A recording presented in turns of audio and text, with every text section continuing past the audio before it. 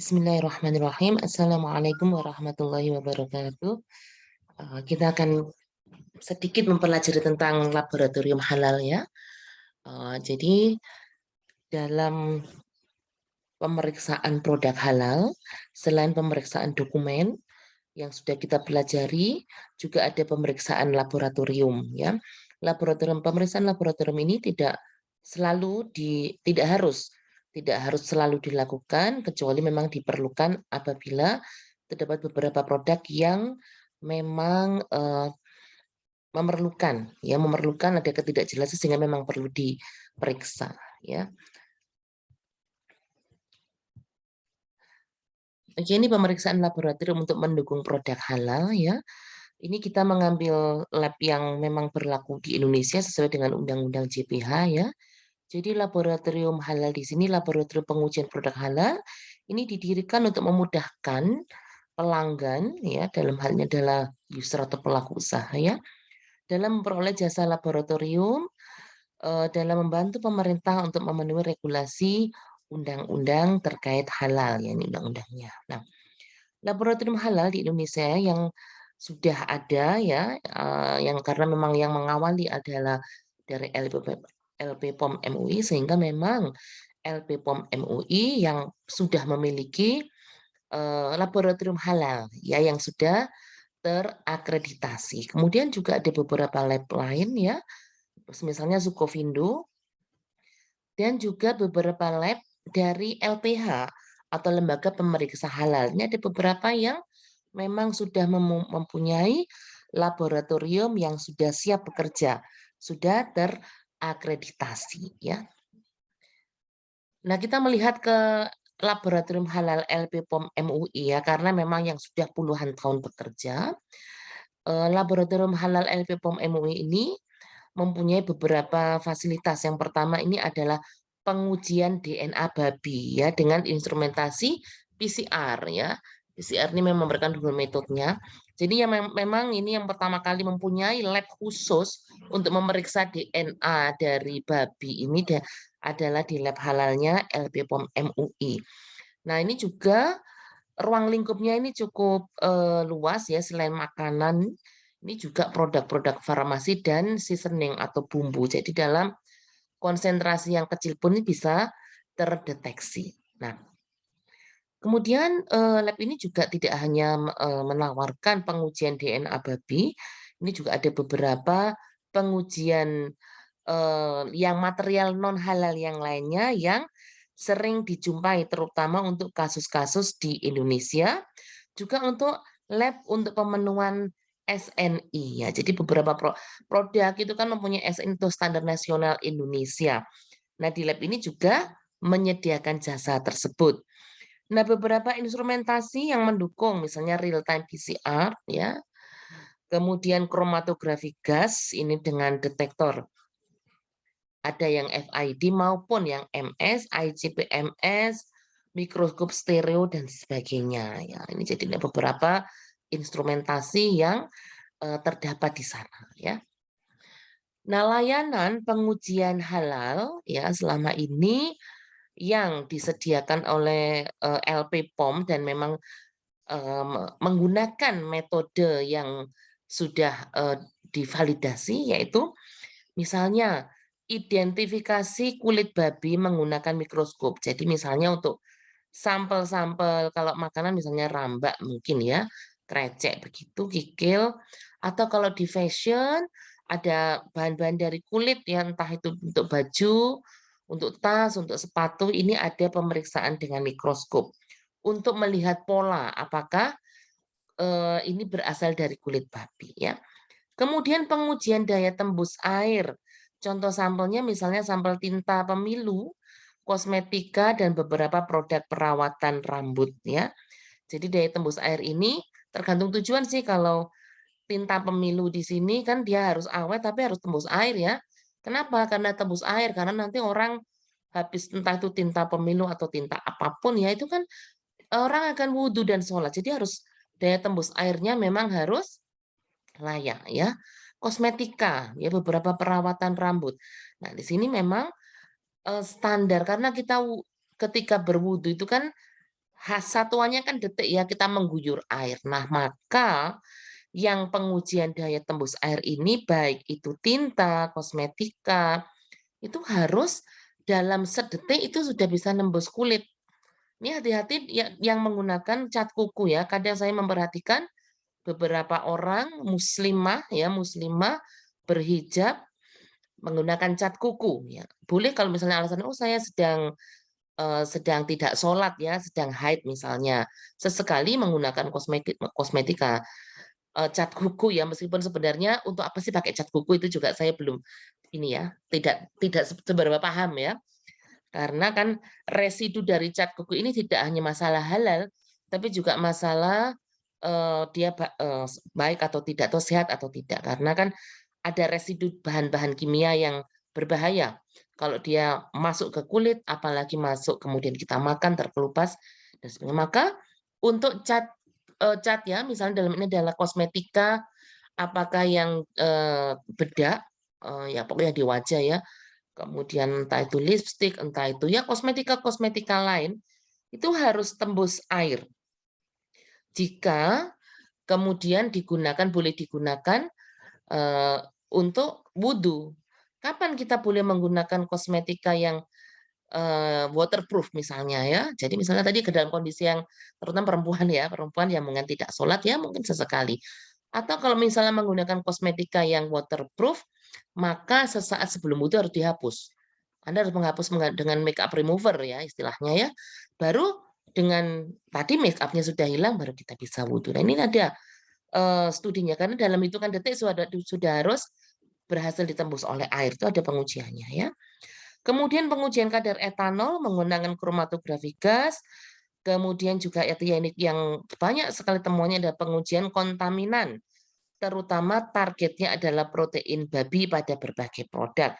Apakah itu makanan, makanan olahan berbasis daging, atau juga berbagai jenis sediaan ya, bumbu, kemudian produk-produk farmasi, ini banyak yang menggunakan atau melibatkan ya bagian-bagian dari babi atau protein babi ya. Nah, ini beberapa uji fisika dan kimia yang terkait halal ya. Satu uji fisik dan organoleptik ya. Jadi organoleptik tidak selalu dijilat ya. Jadi pengamatan warna, tekstur itu organoleptik ya. Atau misalnya ada SDM yang memang kemudian kalau untuk rasa itu dipastikan memang harus hati-hati ya.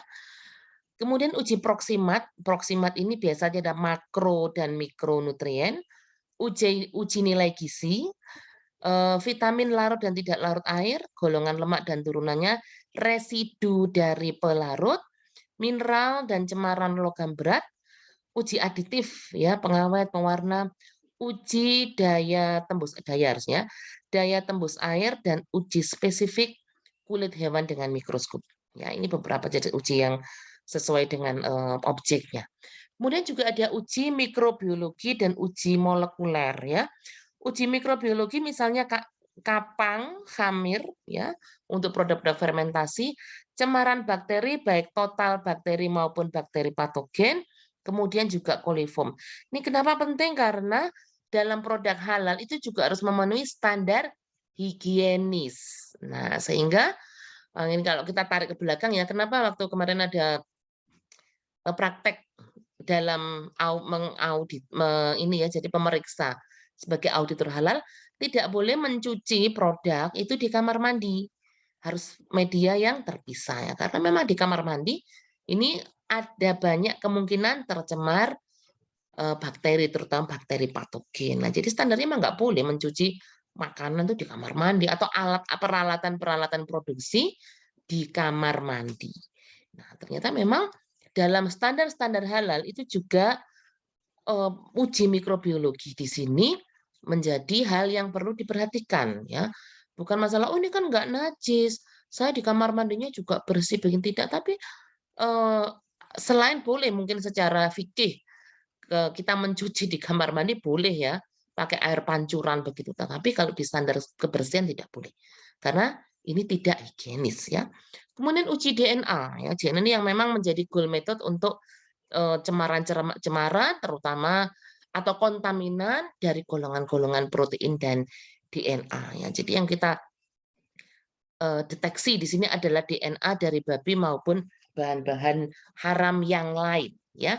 Kemudian juga ada uji GMO, genetic modified organism ya.